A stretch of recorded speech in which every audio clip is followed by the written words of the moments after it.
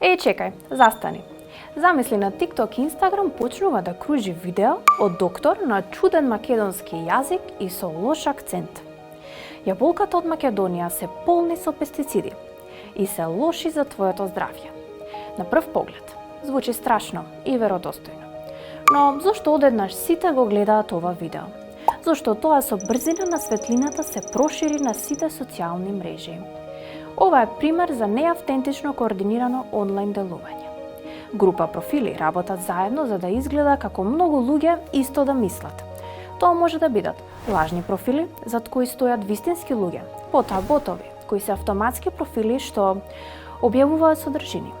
Понекогаш вистински профили што добиле задача да шират одредена порака. Целта е да те убедат дека нештото е популарно, важно или точно, бидејќи интернетот е место каде секој може да објавува. Но не секоја информација што изгледа веродостојно е искрена. Твојата најдобра заштита е критичкото размислување. Следниот пат, кога ќе видиш вознемирувачко видео, запрашај се: дали ова навистина го повторуваат експерти или само некој се обидува да ме исплаши? Не дозволувај твојата реакција да стане алатка за манипулација. Не дозволувај никој друг да мисли наместо тебе.